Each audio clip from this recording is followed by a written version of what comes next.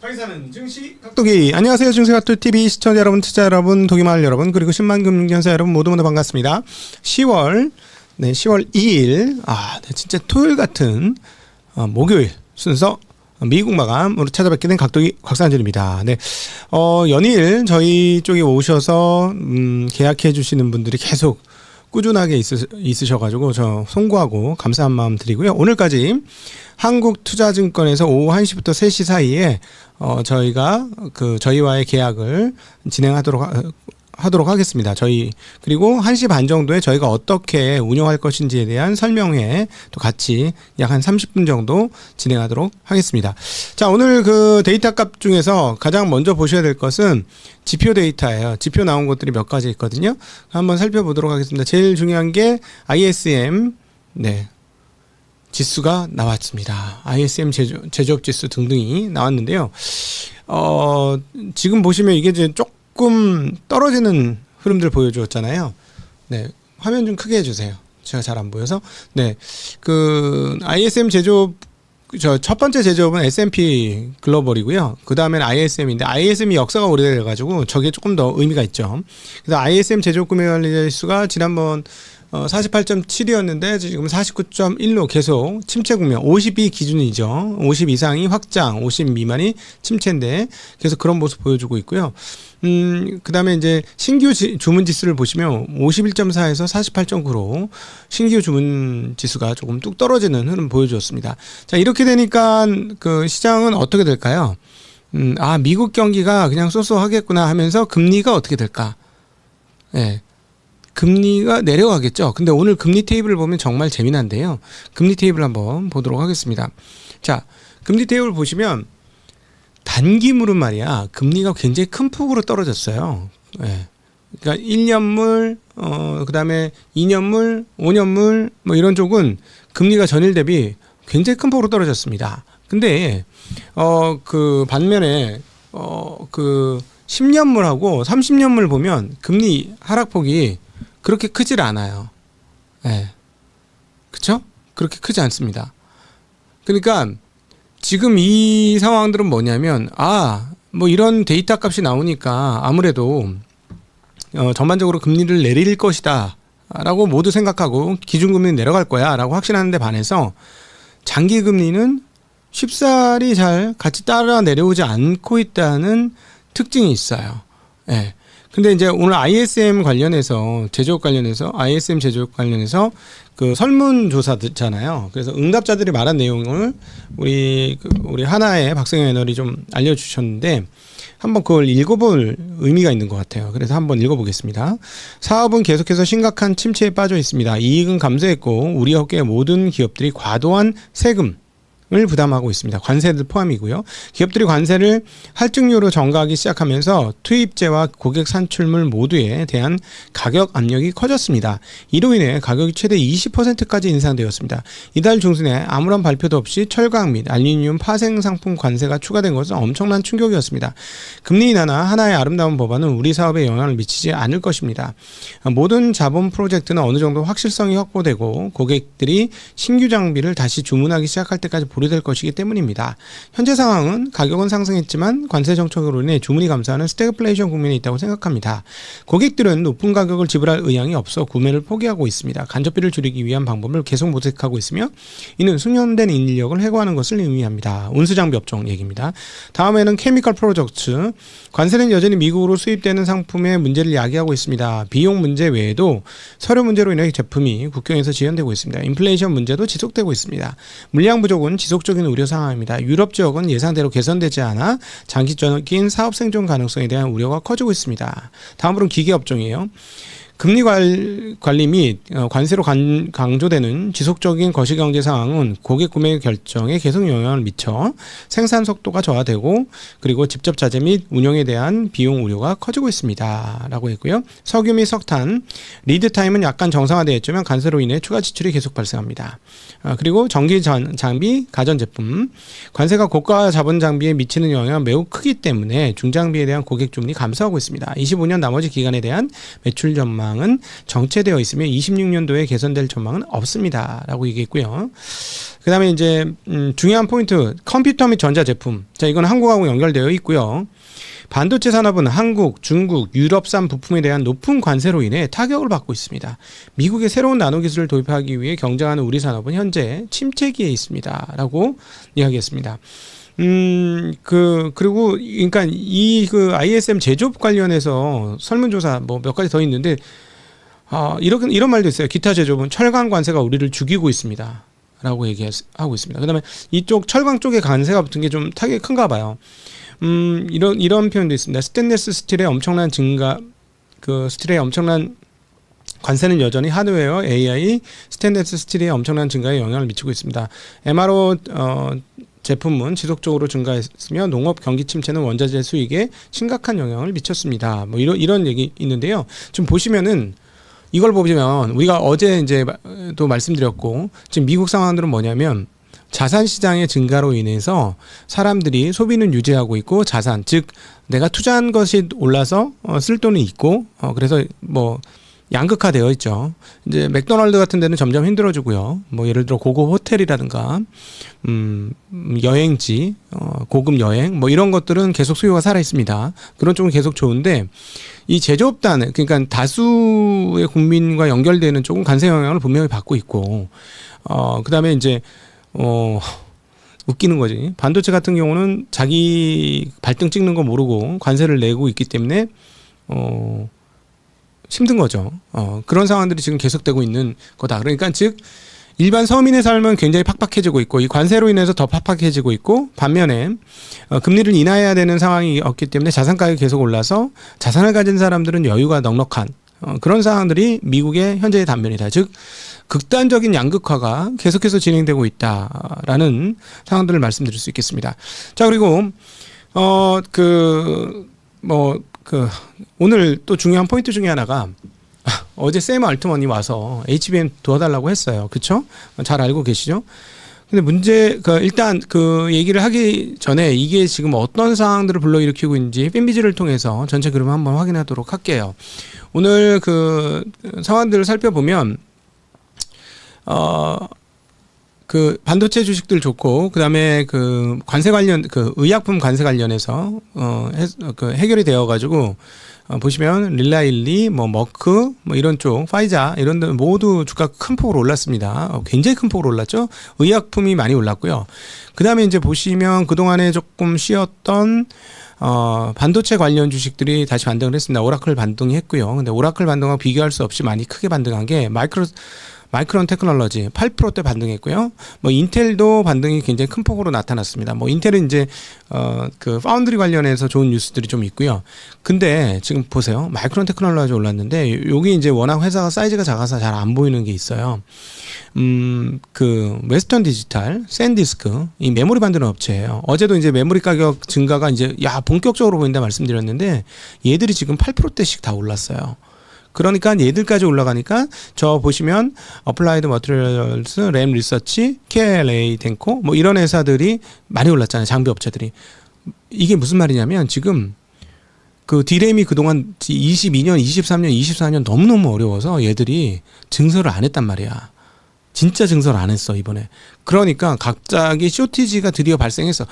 쇼티지 절대 안 나올 거야 이러다가 갑자기 쇼티지 발생했어. 이러니까 가격이 올라가는 게 지금 수직 상승이 나타나고 있습니다. 그래서 이 부분들이 반영되면서 마이크론 테크놀로지, 그다음에 그 샌디스크 이런 데가 올랐어요. 근데 어제 왔던 샘 물투먼이 진짜 말도 안 되는 얘기를 하고 갔는데 참나.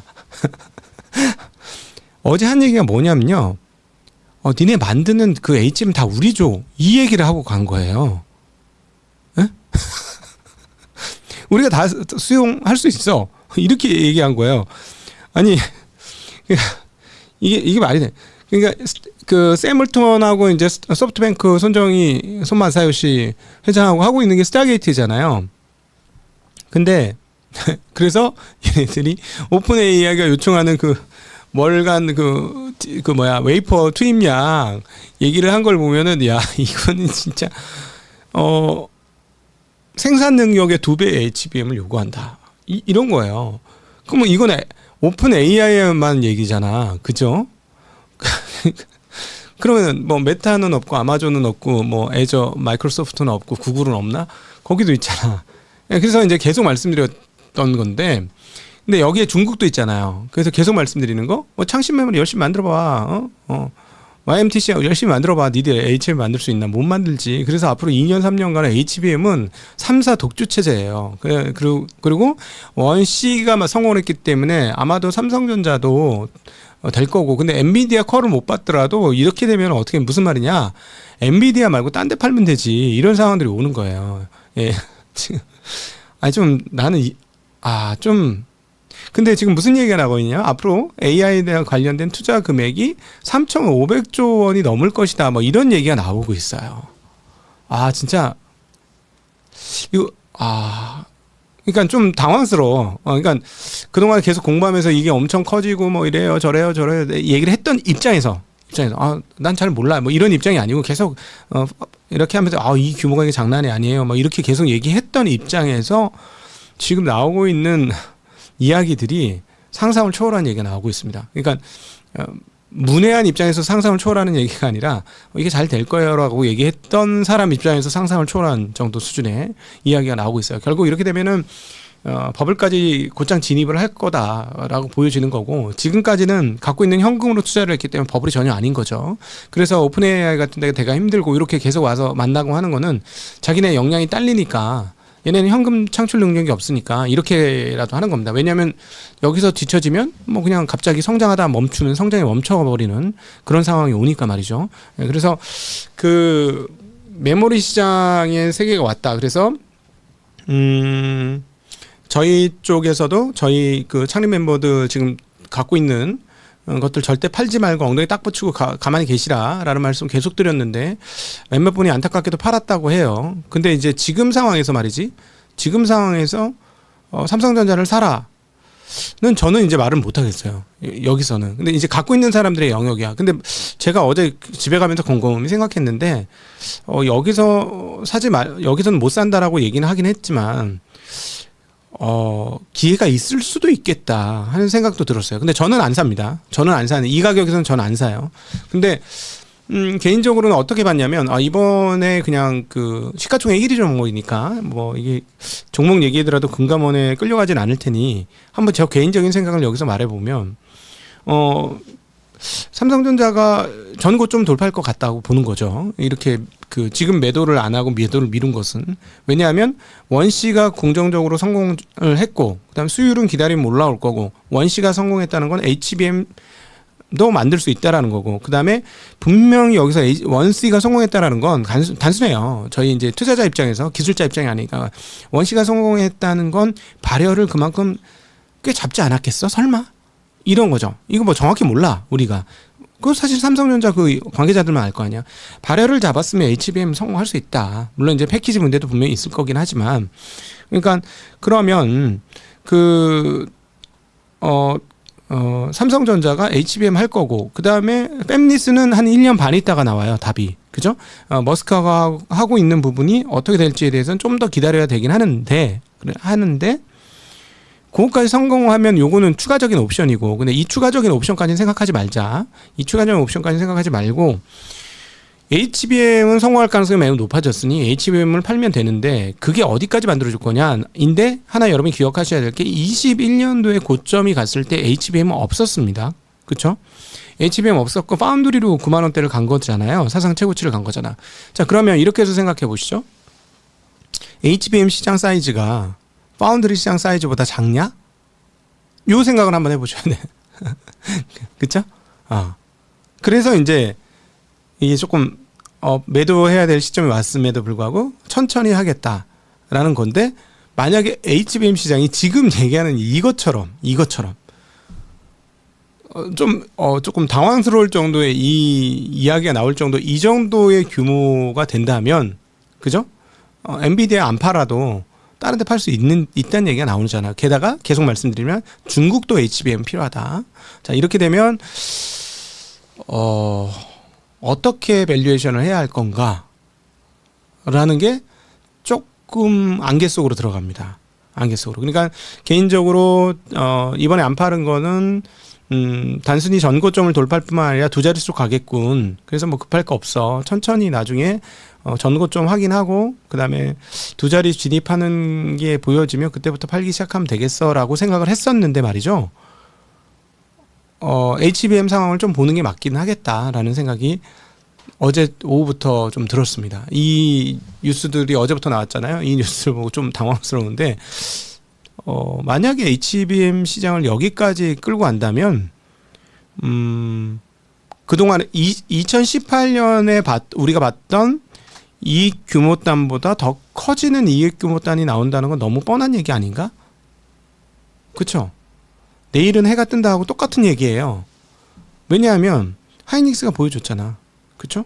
하이닉스가 보여줘. 하이닉스의 지금 이익은 18년보다 월등히 높아졌잖아요. 물론 마진율은 막 섞여 있기 때문에 그렇긴 한데 마진율도 거의 이제 그때 18년 진짜 역대급 2000년 이후에 역대급 불장.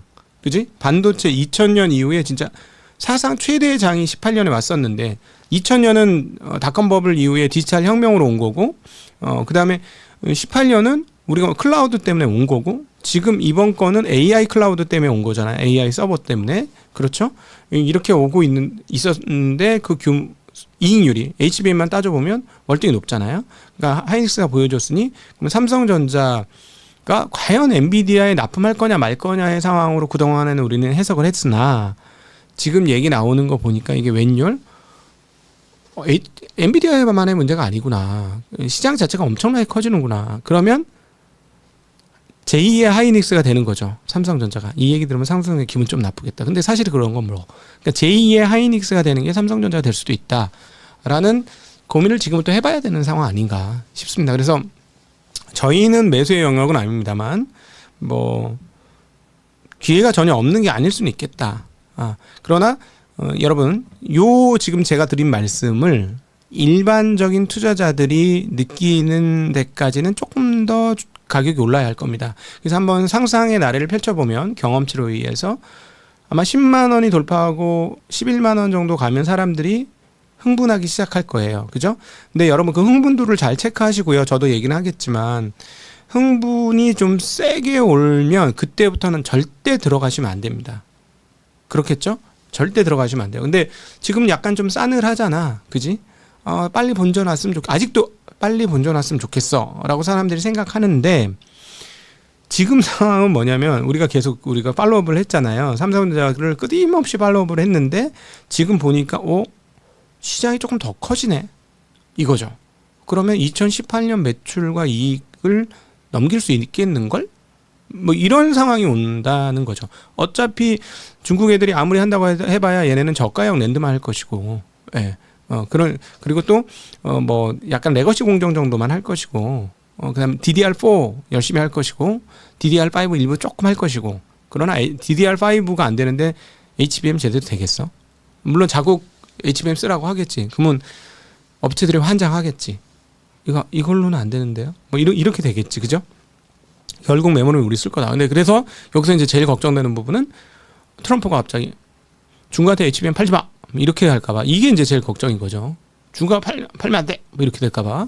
네, 뭐 그렇지 않으면은 괜찮지 않을까 싶습니다. 그리고 또 이제 아까 이제 바이오 제약 관련해서 주가 많이 오른 것은 트럼프가 업체들하고 제약 업체들하고 트럼프의 합의가 있었습니다. 약가 채국 대우에 대한 합의가 있었고 그로 인해서 바이오 관련 주식들이 굉장히 큰 폭으로 올랐습니다. 자, 그리고 오늘 비농업 고용이 좀 나왔는데요. 비농업 고용 계속 줄고 있어요. 근데 아까 제조업 ISM 제조업 설문조사 보시면 느끼셨겠습니다만은 이게 고용이 줄 수밖에 없는 거구나. 제조업 쪽에서는 확실히 좀 주는 내용이 되겠구나라는 상황이 펼쳐지고 있습니다. 그래서 ADP 민간 고용이 얼마가 나왔냐면 마이너스 32,000 나왔어. 우와, 깜짝 놀랐어. 뭐라고? 그러니까 우리가 보통 지난번에 무살렘 연은 총재가 뭐라고 얘기했냐면 3만에서부터 8만 사이가 BEP다라고 했어요. 고용 BEP. 근데 이거 ADP는 월급 자동으로 계산해 주는 곳이에요. 그 월급 자동으로 계산해 주는 곳이 데이터 값이 꽤 많죠. 그 데이터 값을 가지고 했는데 민간 고용이 지금 오히려 는 게 아니고 적게 는 게 아니고 감소했다라고 떠요. 그래서 이 부분은 앞서 그래서 그 금리가 떨어지고 했던 부분들과 연관된 거다라고 말씀드릴 수 있겠습니다. 자, 이 상황에서 그 원자재 가격 한번 같이 보도록 하겠습니다. 자, 원자재 가격은 뭐 여전히 똑같습니다. 확실히 돈같이 떨어지는 걸 보여주고 있는 거고, 유가는 계속해서 증산을 하고 있고, 그다음 유가의 뒷단에 조금 많이 뒷단에는 뭐가 있지? 2차 전지가 있죠. 에너지 전환이 확실하게 이루어지고, 에너지를 가장 많이 쓰고 있는 중국에서 그 일들이 벌어지고 있고, 또 하나 재미난 거는 우리 중국 마감에서 언급을 드렸습니다만은 노르드스트롬처럼 중국과 러시아의 가스관이 두 번째 가스관이 만들어지는데, 두 번째 가스관이 만들어지는 게 한 27년도에 완성이 되는 걸로 제가 기억을 하는데, 그렇게 되면 옛날에 러시아가 유럽에 보냈던 가스량보다 훨씬 더 많은 가스량을 중국에 보낸다. 자, 그러면은 중국이 가스 발전을 하고 뭐 가스 사용을 하고 이러면 유가 또 어떻게 될까요? 뭐 같이 생각을 해보면, 그다음 전기차는 엄청나게 만들어내고, 네, 우리 생에 석유가 꺾이는 거를 보는 시점이 지금 전개되고 있는 거 아닌가 하는 생각이 정말 많이 듭니다. 그래서 진정한 3차 산업이 이루어졌다. 에너지원까지 석유에서부터 이제 전기로 바뀌는 3차 산업의 대변화를 우리는 우리 인생에서 경험하고 있다라고 또 말씀드릴 수 있을 것 같고, 돈은 찍어내서 도는 가치는 떨어져서 계속해서 은값은 지금 은값은 또 신고가죠. 지금 저거 지난번 2011년 12년 고점도 이제 거의 뚫어가는 것 같은데요. 조만간에 뚫을 것 같습니다. 그래서 이건 돈 가치가 떨어졌기 때문에 그렇다. 네. 말씀드릴 수 있을 것 같습니다. 자, 그리고 환 보죠. 원화가 어제 따라갈 거냐 궁금했었는데 엔화를 못 따라갔습니다. 954원이 되면서 원화 약세 지속되고 있고요. 다른 통화들은 지금 달러 가격이 오늘 뭐 제조업 지수가 엄청 나쁘게 나왔고, 금리가 뚝 떨어졌죠. 단기 금리가 뚝 떨어지니까, 그러니까 달러 값은 당연히 좀 떨어지게 되는 거고요. 근데 뭐 오른 통화가 없어. 좀 웃기죠? 다 떨어졌어. 예. 그래서 그 원화는 지금 약세를 유지하면서 엔화 940원대를 처음으로 깨면서 950원대로 근래에 들어서 과연 원화가 어떻게 될 거냐. 근데 이제 그 주식시장 투자자 입장에서는 원화 강세를 요구하죠. 원화 강세가 돼야 외국인들이 쭉쭉 들어올 테니. 근데 어쨌든 지금 그 1,400원대에서 더 약화만 안 되면 괜찮을 것 같은데, 어떻게 될지는 이건 좀 지켜봐야 될 것 같습니다. 자, 네. 요런 정도로 오늘 정리를 한번 해보도록 하겠습니다. 오늘 제가 이제 노트북이 물에 빠져가지고 간단하게 내용 정리를 해보았습니다. 오늘 함께 해주신 모든 분들께 진심으로 감사드립니다. 인사드립니다. 안녕.